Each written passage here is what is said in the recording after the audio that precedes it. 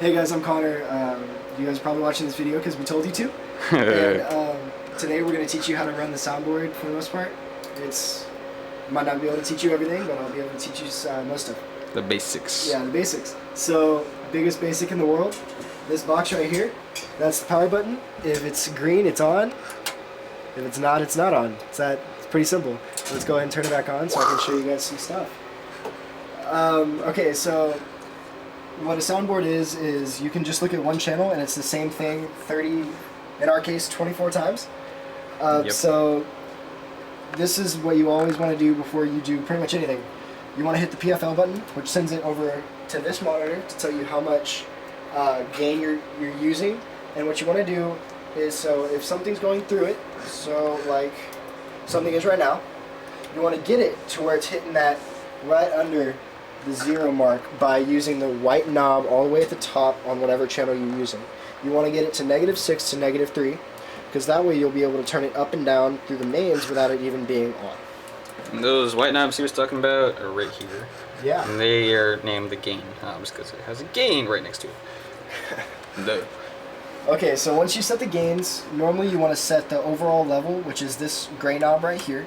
Normally you want we normally have 1 through 3 being all of our mics, then 4 being either acoustic or piano, 5 being acoustic or piano, then 6 and 7 are normally the electric guitar, violin, and then 8 is nearly almost always the bass. So what you want to do is you want to have all of your vocalists up higher than everything else, and obviously since not everything is the same signal, some things, so your vocalist might actually end up being down here, but it'll still be louder than your guitar being all the way up here. So once you have all of those set, you want to go walk the room, see if you want either lows or highs in your mix, and from there, if you want overall lows, you'll use this green knob right here, and that will turn up the overall lows completely. And if you want low mids, you have to turn this green knob, and then you have to turn this lighter green knob so you can fine tune it. If you don't turn this green, the darker green one, this one won't even activate. Okay, and then highs are the same thing. And then the overall highs are right there. The compression knob will pretty much just limit what feedback comes in and out, and it helps with a lot of guitars. We normally don't use it for vocalists though. Bass and guitar. Yes, and if so, one thing that you do need to know is the monitors. Musicians will always have monitors because they need to know what they're playing and how they're playing it.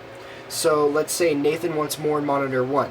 He wants more, the first vocalist in monitor 1. You'll use the first knob, turn it up in monitor 1, and that will let him hear what he wants to hear. And then you can go through every single channel and do whatever he wants. Okay, the pan knobs, you don't really need to worry about them. We very rarely ever use them. Nope. But simple basics to turn stuff on and off, you're going to hit the on button, and if you want it off, you're going to turn it off. One great thing about all of these, so I can turn all of these on, and if mute groups are on like they are right now, normally we have all the vocalists in 1 and all the guitarists in 2. So I can hit the mute button, mute group 1 over here, and it turns all of the vocalists off. And then if I hit mute group 2, it will turn all of the guitar and other instruments off. And when we're starting the service, it helps to turn these off, so we can actually have our signal going through. Yeah, it does help. So that's pretty much all you need to know about soundboard. Oh, also the main one really big thing we use here is our MacBook, or our Mac Pro. We actually have it labeled named Mac, not because some guy is named Mac, but because that's what our computer is named. Mac and cheese. Yes. Obviously you pretty much always want that on. We don't have it on right now because there's people in our sanctuary and we don't want to disturb them. But to turn it up and down, you're going to use the slider just like you would for anything else. And the biggest thing you need to know is make sure these are always on. If these are not on, nothing will go through at all, and we always run them at -5. We never want to go above 0 because that's a little too loud for most people. We very rarely ever do that unless we have a very loud drummer. Luckily we don't anymore. So yeah, that's pretty much all you need to know. And if you ever want to know anything else, don't be afraid to ask. Thanks.